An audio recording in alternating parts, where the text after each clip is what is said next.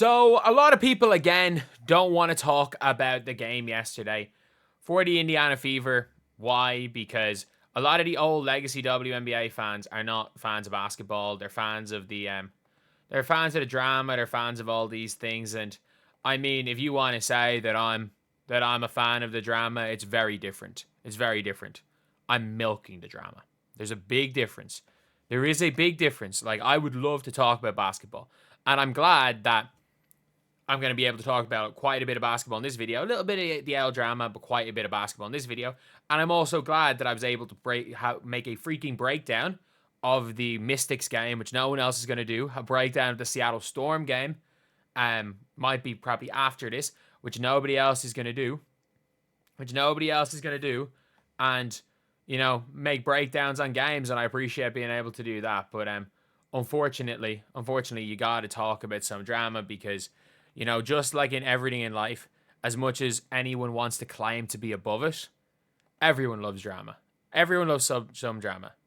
And I'm not only... Wait, did I just say I don't really love drama? I don't really actually love making content on the drama, to be honest. I would love to just talk ball. But in terms of viewership, I'm in the views game. And people love a bit of drama. But it's one of those things. DeWanna Bonner just set a huge record. She just set a huge record. Like, DeWanna Bonner hit a shot to go to third all-time in scoring. Do I think she's going to overtake Tina Charles? I don't think so.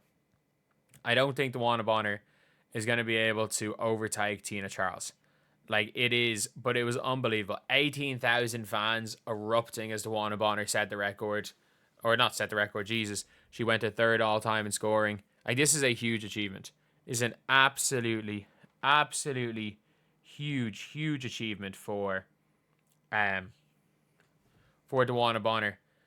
Obviously, you can see here, third all-time leading scorer in WNBA history. Congrats to DeWanna Bonner and passing Tina Thompson for number 3 all-time scoring list, 7,000 points. Like, that is, again, in the WNBA, considering how few games there are a season, considering there are 40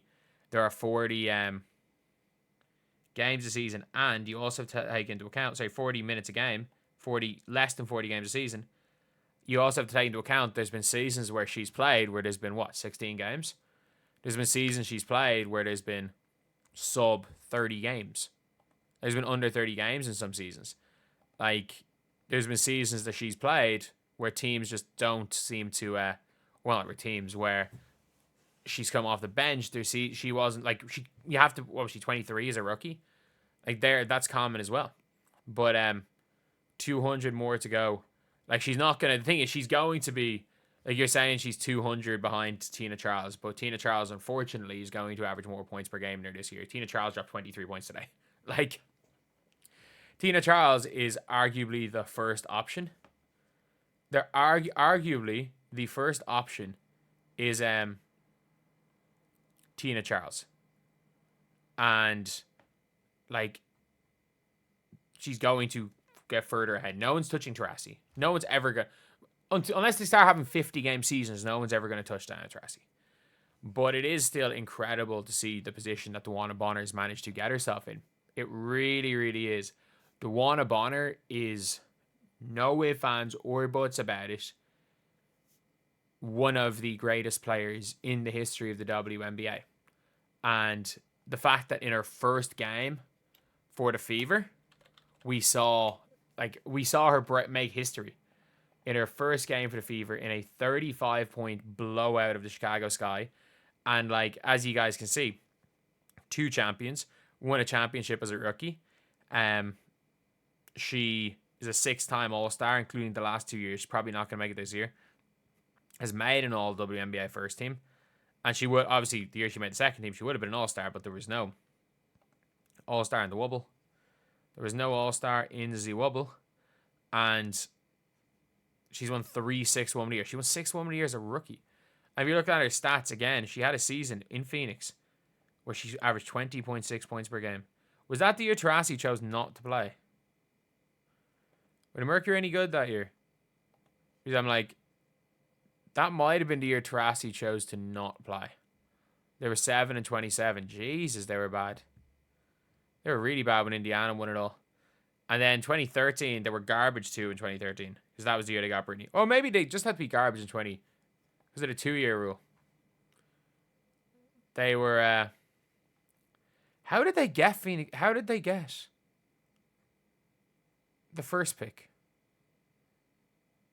I'm so confused. I'm like, how did they get the first pick in that draft? Oh, it's just in general. Either way, DeWanna Bonner was have been unbelievable, and she missed a season due to maternity leave. So to be fair, Tina Charles was out for missed a season as well, but like she has not averaged single digits a point at any stage in her career. In 2023, she averaged 17.4 points per game. Last year, 15 points per game. Like that is impressive. That's impressive. She averaged 24 points per game for a playoffs in 2018, 24 points per game in 7 games. In 2022, she played for Connecticut. They got to the finals and lost to the Aces. In 2017, she didn't play in 2017. In 2021, the Connecticut Sun were supposed to win. They lost to Chicago Sky. Did not look great in those playoffs, it seems. Even last year, averaged 16 points per game in the playoffs. Like she has been one of the greats.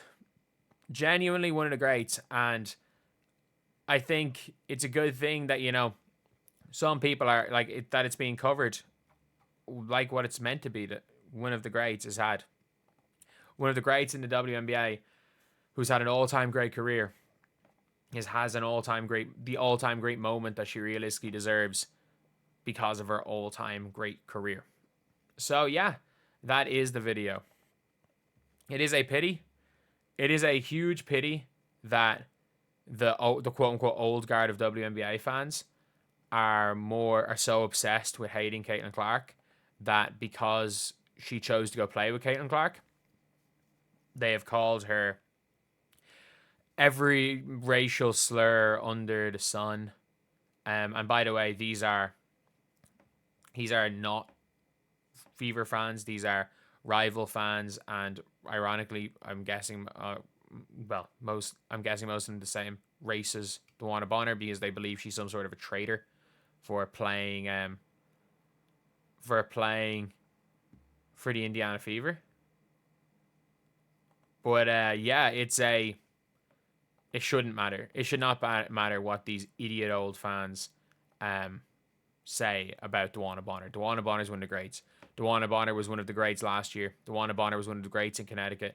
DeWanna Bonner was still one of the greats when she played for the Phoenix Mercury.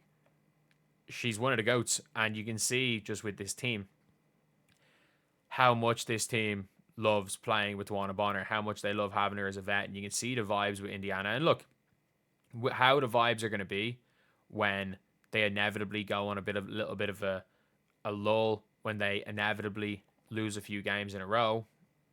That's to be seen. Can they keep the vibes up? And I think that's why a Sydney Colson type player is there. But yeah, it's a big one. But anyway, I'll see you guys.